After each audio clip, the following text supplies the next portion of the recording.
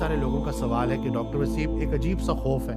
سمجھ نہیں آتی کہ کس چیز کا خوف ہے، لیکن بہت خوف زدہ ہو گیا، میں بڑا بہادر ہوا کرتا تھا، اب بہت ڈر لگتا ہے۔ تو خوف کے متعلق رسول اللہ صلی اللہ علیہ وآلہ وسلم کی ایک بڑی پیاری حدیث ہے جس کا مفہوم ہے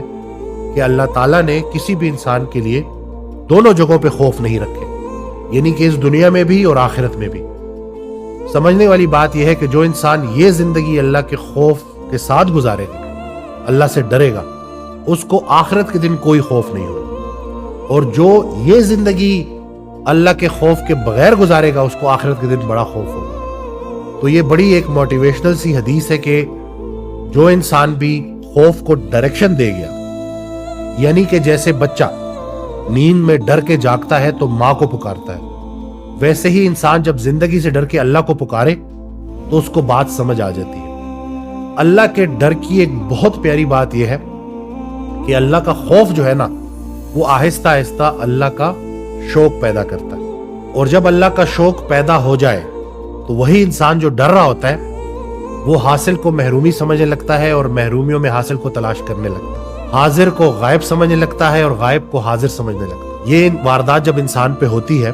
اور جب اللہ اپنے راستے پہ انسان کو لے کے چلتا ہے تو سٹارٹ میں تو بڑی دشواری آتی ہے،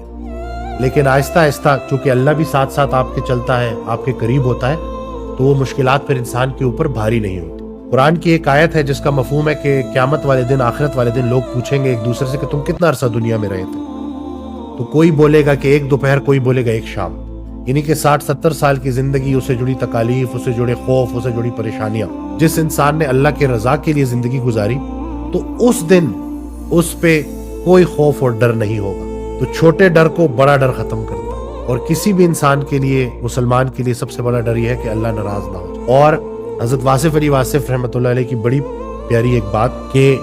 انسان کا جو دل ہے نا وہ آنکھ میں آ جاتا ہے، اور جب دل آنکھ میں آ جائے نا تو دل میں بھی آنکھ پیدا کر دی جاتی ہے، وہ خاموش چہرے پڑھنا شروع کر دیتا ہے، وہ لوگوں کے کام آنا شروع کر دیتا ہے، اس کو یہ بات سمجھ لگتی ہے کہ بھائی میں نے اللہ سے سارا دن کچھ مانگتے نہیں رہنا، اللہ کے لیے میں نے بڑا کچھ کرنا ہے۔ کامیابی یہ تھوڑی ہے کہ انسان حاصل کرتا جائے، اصل کامیابی یہ ہے کہ جو بھی حاصل کیا اس کو خوشی خوشی تقسیم کرتا جائے۔ ہم آدھی بات سمجھے ہیں، اسی لیے ہمیں خوف ہوتا ہے۔ خوف کیا ہوگا؟ جو حاصل ہے وہ چھن جائے۔ دیا کس نے تھا؟ اللہ نے، تو کیا وہ واپس لینے کا حق نہیں رکھتا؟ تو لیتے ہوئے جب آپ کو اتنی خوشی ہو رہی تھی تو وہ نعمت لوٹاتے ہوئے اتنی تکلیف کیوں ہو رہی ہے؟ انسان کو جب اللہ تعالیٰ مال دیتا ہے تو وہ مال آزمائش بھی ہے اور انعام بھی ہے۔ آزمائش کیسے؟ کہ اگر وہ اس کو جمع کرنا شروع کر دے، خیال کا فرق ہے نا، فوکس چینج ہے انسان کا۔ اگر فوکس دنیا ہے تو ظاہر سی بات ہے جب بھی وہ خرچ کرے گا اس کو تکلیف ہوگی، لیکن اگر فوکس آخرت ہے تو جب بھی وہ خرچ کرے گا تو وہ اس نیت سے خرچ کرے گا کہ اللہ نے جو مال مجھے دیا تھا اس کو میں خالصتاً اللہ کی رضا کے لیے خرچ کر رہا ہوں، اور جیسے اس نے پہلے دیتے ہوئے کوئی کمی نہیں کی تو اب خرچ کرنے کے بعد وہ کیا کمی کرے گا۔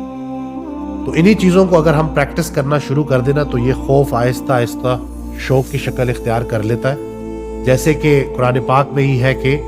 جو شہداء ہیں ان کا مقام اللہ تعالیٰ نے بیان فرمایا ہے، اور اللہ مائنڈ کرتا ہے کہ ان کو مردہ مت کہو، وہ زندہ ہے اور میری طرف سے رزق حاصل کر رہے ہیں۔ یعنی کہ جو زندہ ہے ان کو اللہ تعالیٰ یہ ارشاد فرما رہا ہے کہ جو شہید ہو گئے ان کو مردہ مت کہو۔ تو اب مجھے بتائیں کہ پھر زندہ کون ہے؟ تو فرق صرف فوکس کا ہے کہ جن کو اللہ کے راستے کا شوق عطا ہوتا ہے پھر وہ اتنا خرچ کرتے ہیں کہ اپنی زندگی کو بھی خرچ کر دیتے ہیں۔ ہم اسی کا مال ہیں اور اسی کی طرف لوٹ کے جانے والے ہیں۔ تو بس ذرا سی اگر یہ بات سمجھ لگ جائے تو یہ جو خوف ہے یہ شوق کی شکل ہے۔